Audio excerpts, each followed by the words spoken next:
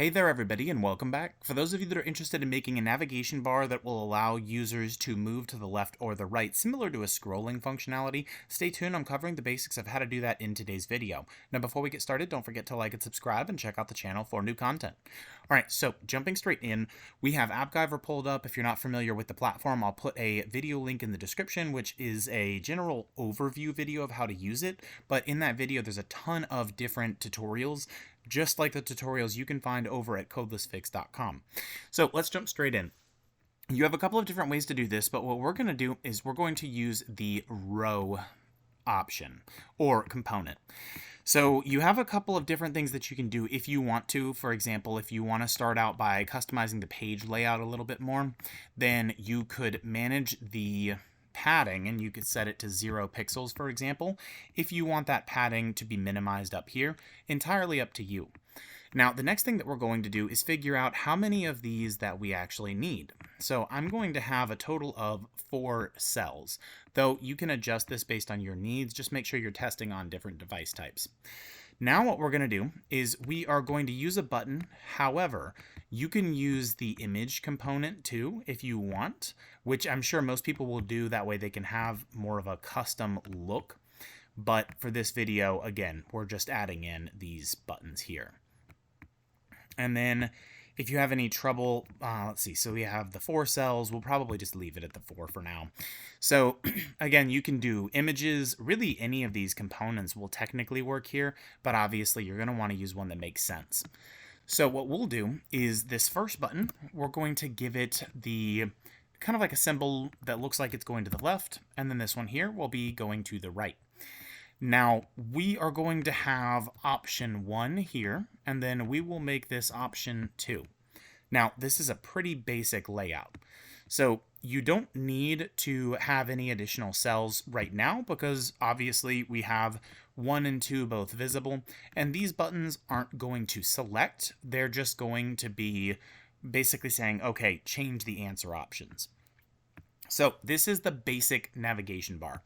You can adjust things a little bit more. For example, if we decided on our page layout, we want to change the padding because we want there to be no padding on the left and the right so that it looks a little bit more like a natural header bar. So we have everything set up. The next thing that we need to do is add in 2 more cells. And the reason for this is, or we can add 1 cell, but the reason being, these are going to be the cells that are going to end up being hidden. So you'll see now we have cell 5. So I'm going to move this button to this cell, and then I'm going to show you how we actually plan to kind of manage this. So we will put this button in here, and then we will call it 3. So now you'll see that they're all the same size, and we have 3 buttons. Now what we're going to do here is we're going to click on cell 4, which you'll see has button 3. And what we're going to do is we are going to hide this. So when you go to advanced properties, you'll see visible, and we can set it to false. And now we can click save. So I'm sure you can understand where we're going with this. The idea here is we're going to set up our logic so that no matter how many buttons you have, you can either go left or right and choose how many are displayed in the actual, we'll just say the middle of the screen or in the navigation bar. So the next thing that we're going to do is we're going to go to, you can do page variables or app variables based on the needs of your application. So what we'll do is we'll just say 1, or we'll call it button 1, then button 2, button 3, and then we'll add 1 for button selection. Now, the reason for this, which we'll show in a moment, but we're going to have this one. Obviously, this is going to be button 1. So we have our label already set up, but you'll need an actual value. So you have a couple of options. We can assign that value to the label, or you can kind of manage things through a couple of other methods. But this is set to true, which is visible, so no issues there. So what we're going to do is we have our button options, and those variables are really only needed for assigning the actual value to those buttons if you need to. But another thing to note is we have our display names as well. So what we're going to do now is we are going to set up the logic for these two options. We'll start with the option to the right because we can't go to the left anymore because 1 is the very first button. So what we're going to do is on component tap, we're going to set the app variable. And what we need to do is when the app is loaded, we need to make sure that button selection is set to 0 by default. So we can change the value to number, and the initial value is 0. If it helps you to remember and start at 1, you can do that as well. And we can click Save. So here's where you're going to decide whether or not you want to have your page layout or loadout on each page set that variable back to 1 or 0, and you can do that here. So what we're going to do is on component tap, we are going to set the app variable, and we are going to choose button selection and assigned value. What we're going to do is we're going to do a formula, and we can go to our app variables, button selection, and we'll do +1 and save. So pretty simple. If we go to the right, button selection +1. So now the button selection is going to be 2. Now, that doesn't actually do anything for us just yet, but it does get us started. So now we're going to scroll through and use one of my favorite logic components, which is the if condition. So this condition is going to change based on how many buttons you have. Now, what we're going to do, and the cool thing is this should be something you can copy multiple times.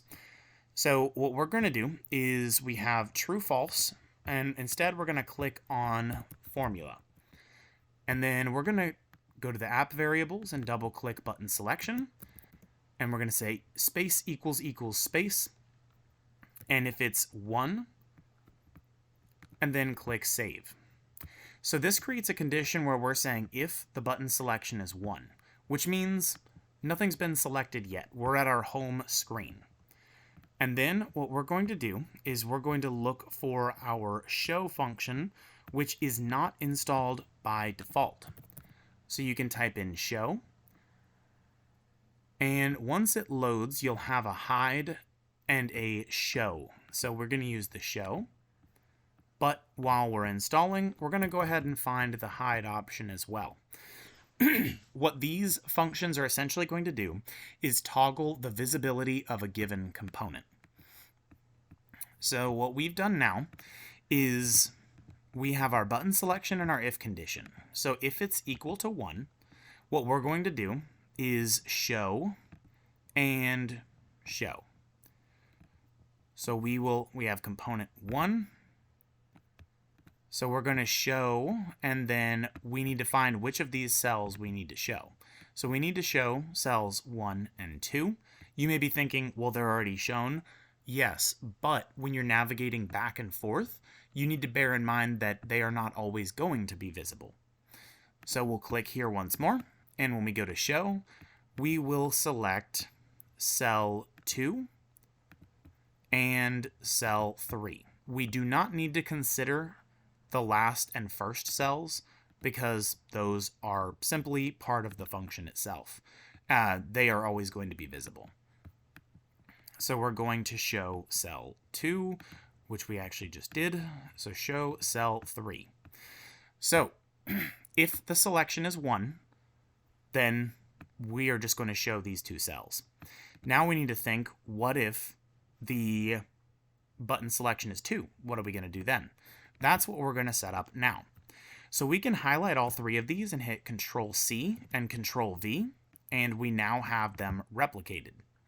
Now what we're going to do is Appgyver's button selection if it's equal to 2, and then we're going to show cell 2, and that should instead be cell 3, and then this, instead of cell 3, it's going to be cell 4. So I hope this makes sense. Basically what happens is, if we click this button, we're going to check and see, okay, is the button selection 1? If so, just have these 2 cells visible. Then, if not, and it is instead 2, then have this cell and the one next to it, which is cell 5, have those visible. So it's relatively simple, but it will get increasingly complex as you add new cells. But the good news is this functionality can be copied literally like we just did and have if button selection 3, 4, 5, etc. and have more buttons here. The only other thing to note is we need to add in our hide logic before we wrap this up. So we're going to need to make sure that every single time that we are hiding the correct cell. So in this case, it's cell 5 for this first one. So we show 2 and 3, hide 5, and then we can copy and paste. And we are going to, in this case, hide 2. So let's go ahead and scroll through, and we are going to select here, and we're going to hide cell 2. And now we're going to test it out and see how this works. So we're going to open Preview Portal.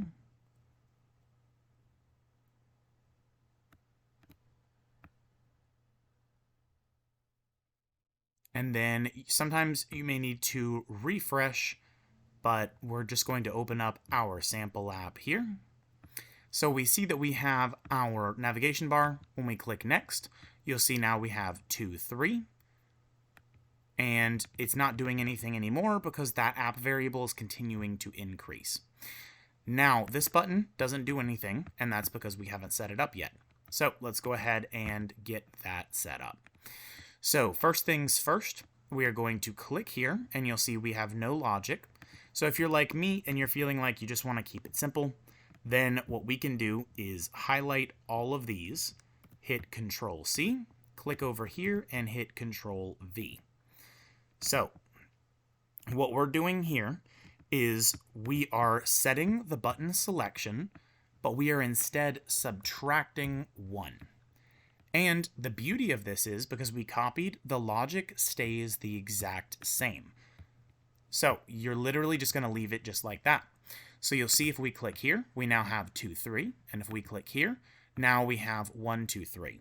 So this is the only thing that you're going to need to remember is making sure that you're modifying the show and hide components. So in this case, when I copied it over, I got the show, but it looks like I didn't go over enough to get the hide portion. So we will just copy that, paste it here, and this one can get pretty tricky, so I highly recommend that you test this out, especially if you're going to have something like 10 plus links. But we're going to go to the right. Now we're going to go to the left. And as you can see, this changed here, which is exactly why you need testing. So we have the incorrect button disappearing. So what we're going to do is we're going to double check. And in this case, we're hiding component 5, which shouldn't be the case. We should actually be hiding component 4. So what we'll do is we'll fix that really quickly.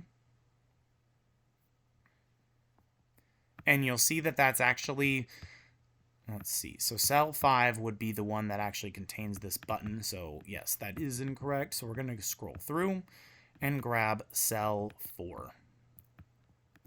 And then we will fix that right here.